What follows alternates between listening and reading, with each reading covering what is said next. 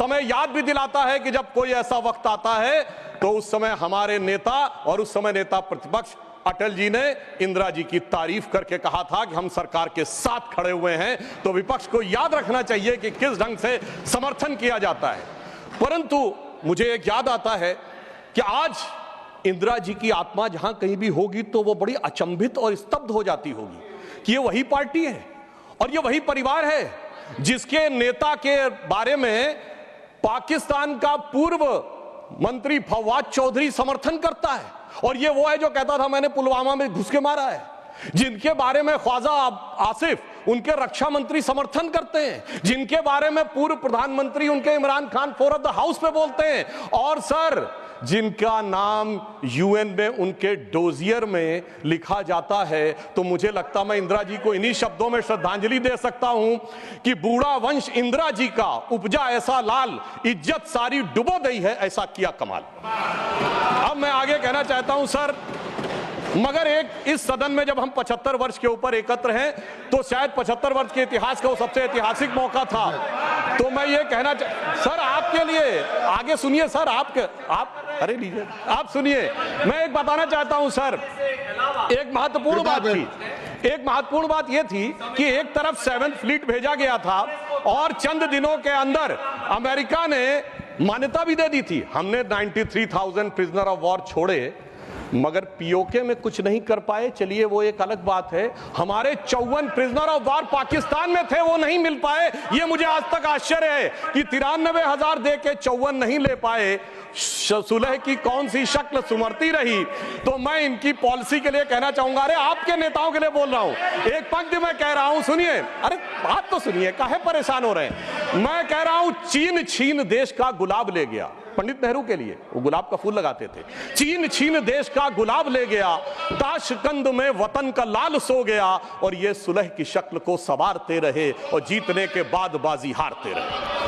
अब मैं आज के विषय पे आता हूं, संविधान के संदर्भ में। अभी अभिषेक मनु सिंघवी जी जो बहुत कृपया आप बैठ जाए।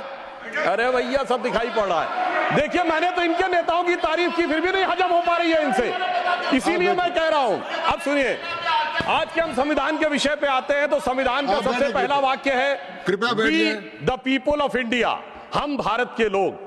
सभापति महोदय, अगर हम लोग और भारत इन 3 शब्दों का अर्थ समझ लें तो संविधान निर्माताओं का मूल भाव समझा जा सकता है। मगर अफसोस सर्वाधिक भ्रम इसी विषय को लेकर किया जाता है। अभी अभिषेक मनु सिंघवी जी ने बोला और कई वक्ताओं ने बोला कि ये बात का आशंका थी कि हम सरवाइव करेंगे कि नहीं डेमोक्रेसी में, मगर हम सरवाइव करने वाली बात नहीं। मैं आज के समय में अपने विपक्षी दलों से कहता हूं, पूरे ईस्टर्न हेमिस्फीयर में उठा के देखिए, बड़े देशों में sustainable absolute and vibrant democracy सिर्फ भारत है, और जापान और ऑस्ट्रेलिया तो कॉन्स्टिट्यूशनल मोनार्की हैं। तो पूरे पूर्वी गोलार्ध में यदि देखा जाए तो absolute democracy, vibrant democracy, consistent democracy सिर्फ भारत है।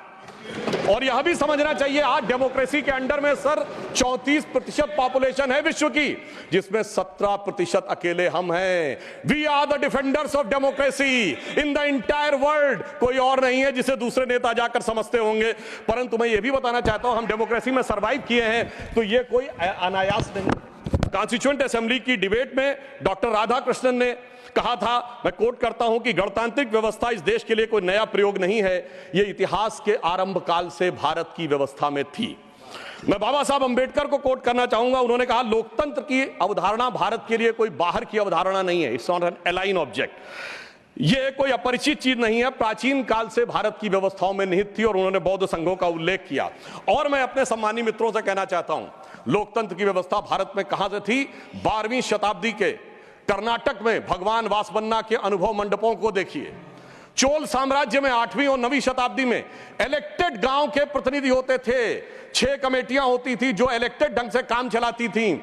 उसके पीछे जाइए तो वैशाली का गणराज्य, जिसका उल्लेख हमारे जदयू के अध्यक्ष जी ने भी किया, और उसके पीछे जाइए तो वैदिक काल में सभा और समितियां बैठकर इसी लोकतांत्रिक व्यवस्था के तहत कार्य किया करती थी। तो बाबा साहब अंबेडकर जो ड्राफ्टिंग कमेटी के चेयरमैन थे, अगर उन्होंने इन सारी परंपराओं के चित्र उसमें रखे हैं, इसका अर्थ हुआ कि भारत की डेमोक्रेसी मूल रूप में वहां से आती है। वैसे मैं एक और चीज कोट कर दूं, भारत रत्न पूर्व राष्ट्रपति डॉक्टर प्रणब मुखर्जी जी ने भी जून 2018 में आरएसएस हेडक्वार्टर पे अपने भाषण में कहा था कि भारत ही लोकतंत्र का मूल है और वैशाली का गणराज्य विश्व का पहला गणराज्य था।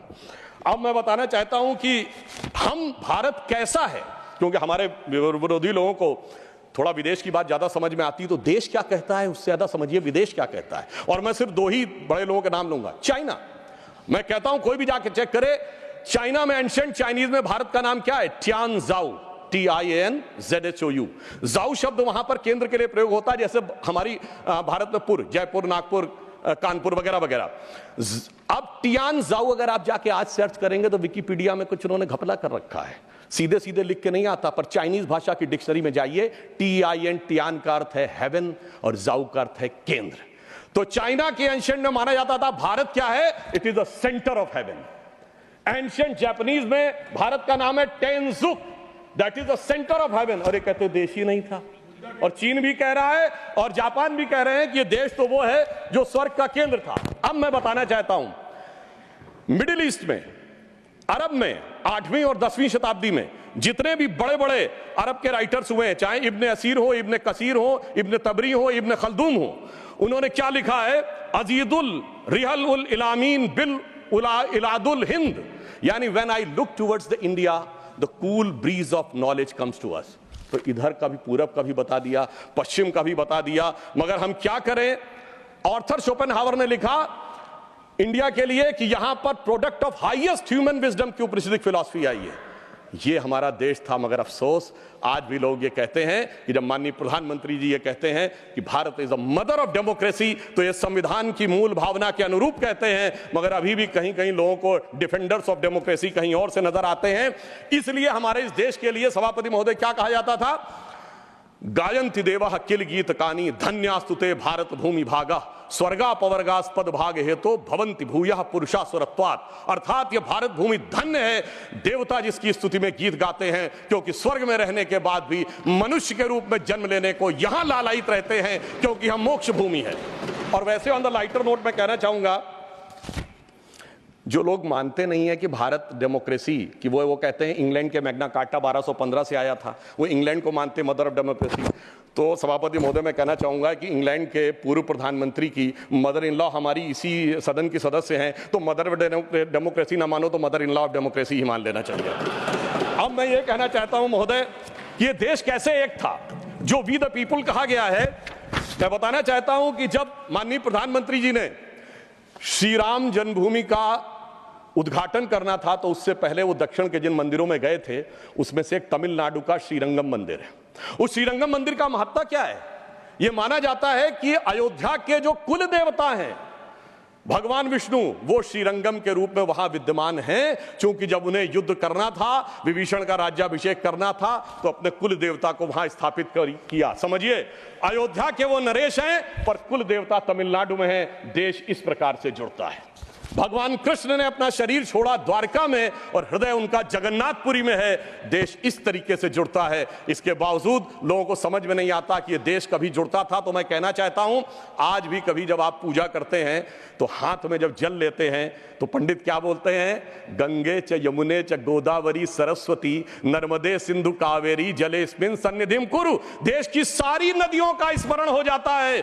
इस प्रकार से देश एक संकल्प के थ्रू आकर एक प्रकार से जुड़ता है और इसीलिए इसकी डेफिनेशन भी दी गई। अगर इंडिया दैट इज भारत कहा गया है हमारे कॉन्स्टिट्यूशन में, तो इंडिया एक ज्योग्राफिकल कॉनोटेशन है जो इंडस रिवर के इस तरफ है, तो फिर देश कैसे नहीं था?